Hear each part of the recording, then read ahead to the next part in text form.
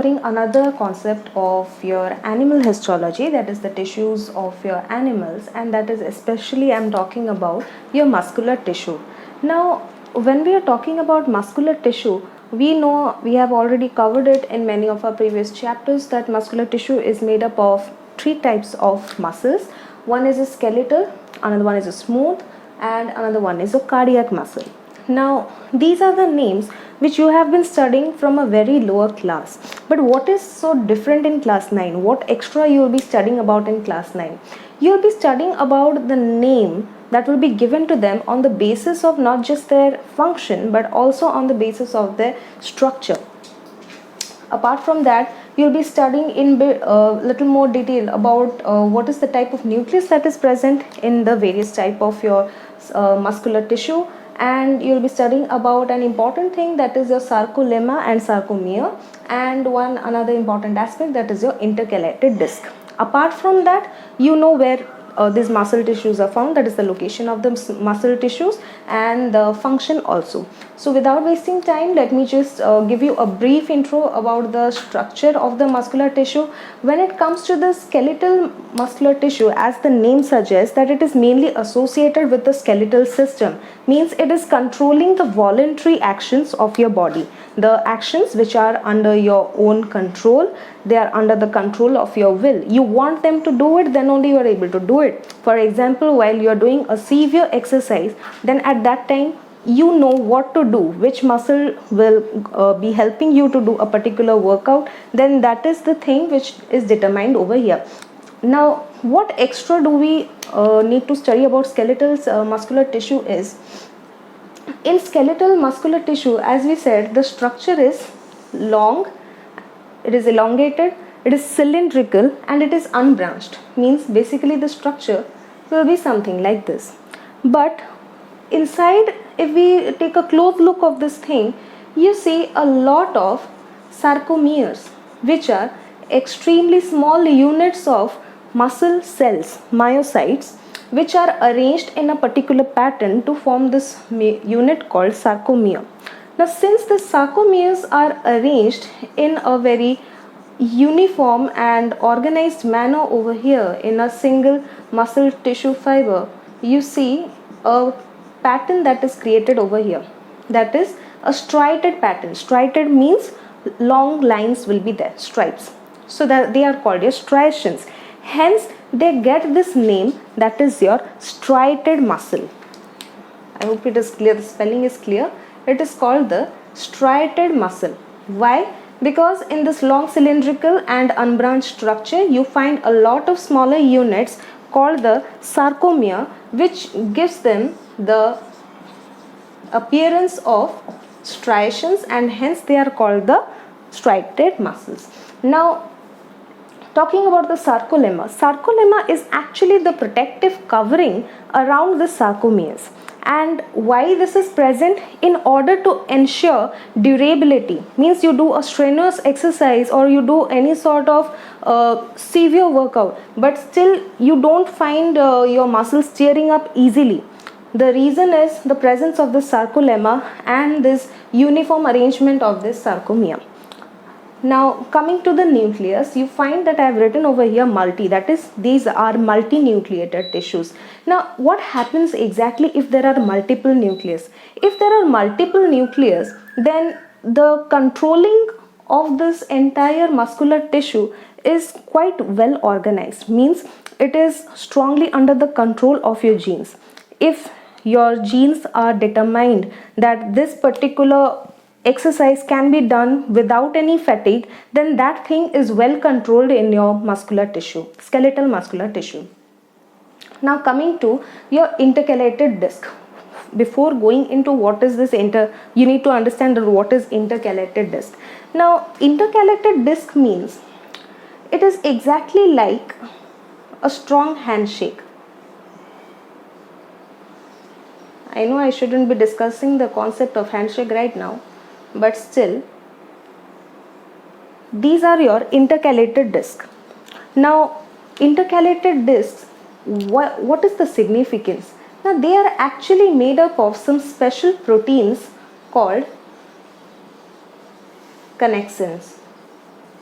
Now connexins is quite similar to the term connection. Now connexin, if this connexin protein is present inside this intercalated disc, they establish a very strong link in between the muscle fibers, as a result of which the transmission of the impulses or the transmission of these metabolites, the metabolic products, is very fast and very rapid. Now over here in this entire table, you see that in skeletal system you don't find any intercalated disc, and nor do you find it in case of your smooth muscle, but you find it in case of your cardiac muscles. The reason is quite obvious, and I'll be discussing it in a very much detail once I move to cardiac. Now I hope till for the time being the skeletal part is clear. It is cylindrical, long, elongated and unbranched. Just because it has sarcomere in an arranged pattern, that's why it has got a striated appearance, and hence it is called the striated muscles. It is multinucleated and it lacks intercalated disc. As far as the location is concerned, then it is found mainly associated with the skeletal system, and hence it is helping you to control all the voluntary actions, that is the activities or the actions which are under the control of your own will. Now coming to the smooth muscles. Smooth muscles are long, or you can say they are elongated, and they are spindle shaped. Now spindle shape, many of you might be having a doubt like what exactly is spindle shape. Now if this is cylindrical, spindle is something like this. This is a spindle shape, long and spindle shape, and they do not have these sarcomere units. They just have layer of these cells arranged one over the other, just like this. That's why they do not get this striated appearance, and hence they have the name unstriated muscles or the smooth muscles, as I've written over there. They'll naturally, when the sarcomere is not in such an organized matter, or it's not present, they'll be lacking the sarcolemma also. Nucleus, single nucleus is there. They're happy with just one nucleus. They do not need a strong over dominating control over themselves. Intercalated disc, as I said before, it is also absent over here.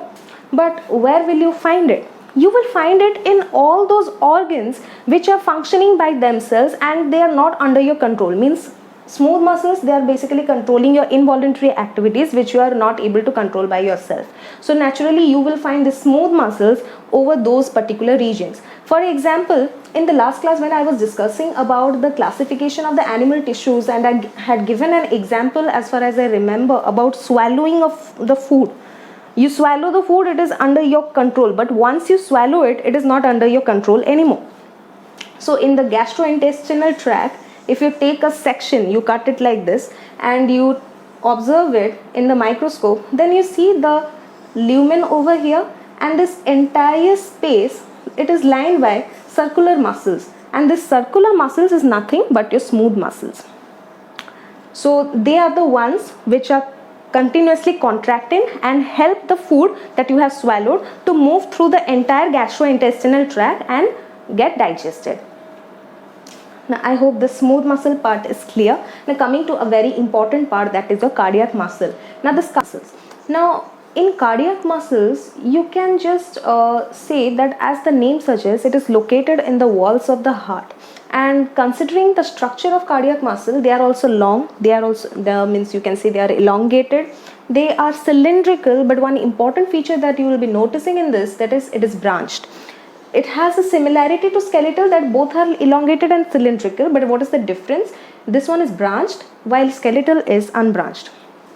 So if I say that it has a branch structure, it is something like this, just like that of a tree you can observe. And this is the reason why, because of this branch structure, this is the reason why it has intercalated disc. Now what is the significance of this intercalated disc? Now because of this, there are strong connections that are created over here.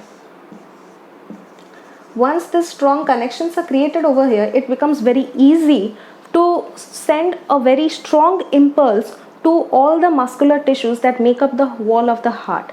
Now why these are required? Because the heart is constantly pumping blood, and through one upthrust, it has to exert a lot of force, and then that with the help of that force it has to supply blood with a squirt to all parts of the body.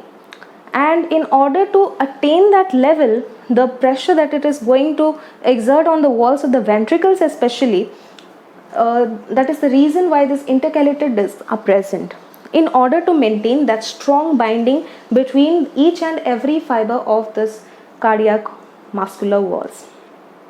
Now, as far as your nucleus is concerned, yes, one or two are present. It might be multinucleate also, it can be single nucleate also. And sarcolemma, yes, it is present.